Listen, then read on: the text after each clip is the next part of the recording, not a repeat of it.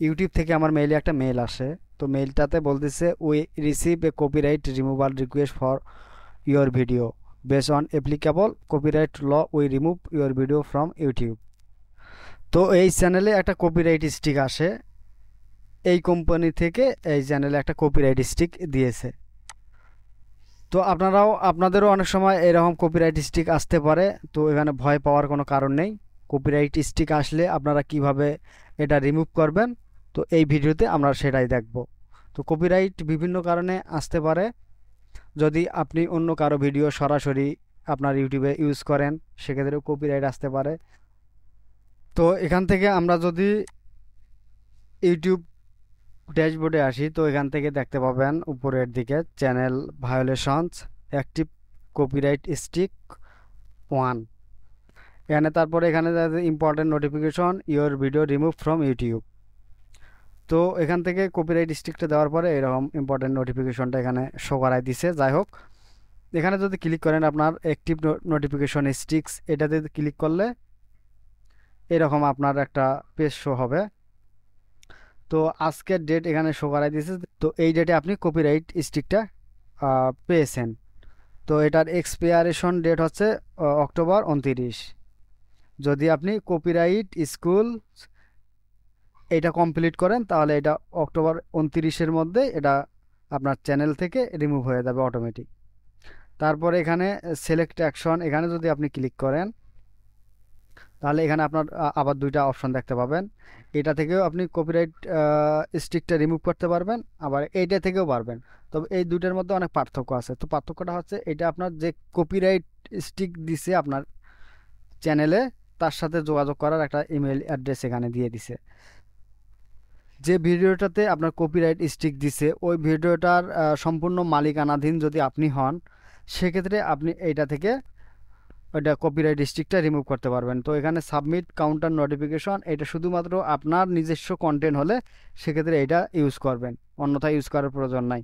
আপনি যদি অন্য কারো কন্টেন্ট আপনার ইউটিউবে ইউজ করে থাকেন তাহলে তো ঝামেলা হবে ভাই, এটাতে কাজ হবে না। তো এই মোট তিনটা ওয়েতে আপনারা কপিরাইট স্ট্রিকটা উঠাইতে পারেন। এক হচ্ছে আপনি এখানে কপিরাইট স্কুল থেকে আপনার কপিরাইট ক্লেমটা উঠাইতে পারেন।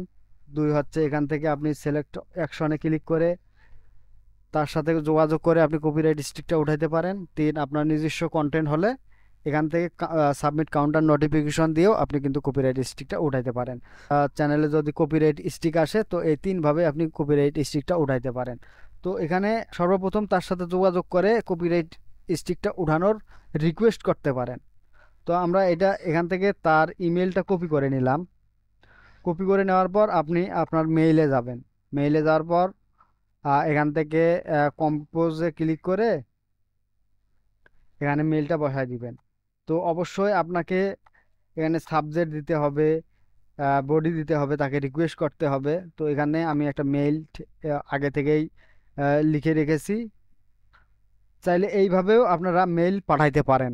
তো এখানে দেখেন আমি সাবজেক্ট এটা দিছি। এই ভিডিওটাতেই আমার কপিরাইট স্ট্রিক দিছে। প্রথমে সাবজেক্টের জায়গায় এটা আমি পেস্ট করে দিলাম। তারপর এখানে যে তার বাকি যে অংশটুকু আছে এটা সম্পূর্ণটাই কপি করতে হবে।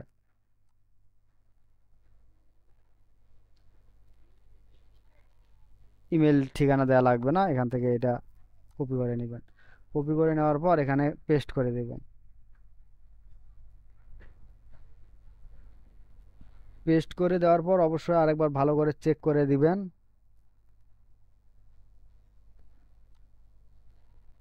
এখানে নামটা লিখে দিতে হবে। তো এইভাবে আপনার মেইলটা আপনারা এখান থেকে সেন্ড করলে চলে যাবে। তো ইতিমধ্যে আমি মেইল সেন্ড করে দিছি, পুনরায় আর সেন্ড করছি না। তো এটা এখান থেকে কেটে দিবেন। তো আপনারা মেইল সেন্ড করতে পারবেন ওইভাবে মেইলটা লিখে আপনারা সেন্ড করলেই সে চায় যে আপনার স্টিকটা উঠাই দেওয়ার যদি মন মানসিকতা থাকে তার, তাহলে উঠাই দিবে। অনেক সময় তারা তো উঠাই দেয়ই না, বরং আপনার থেকে আরো টাকা চেয়ে বসে যে এত টাকা দেন তারপর আমরা আপনার স্টিকটা উঠাই দেবো।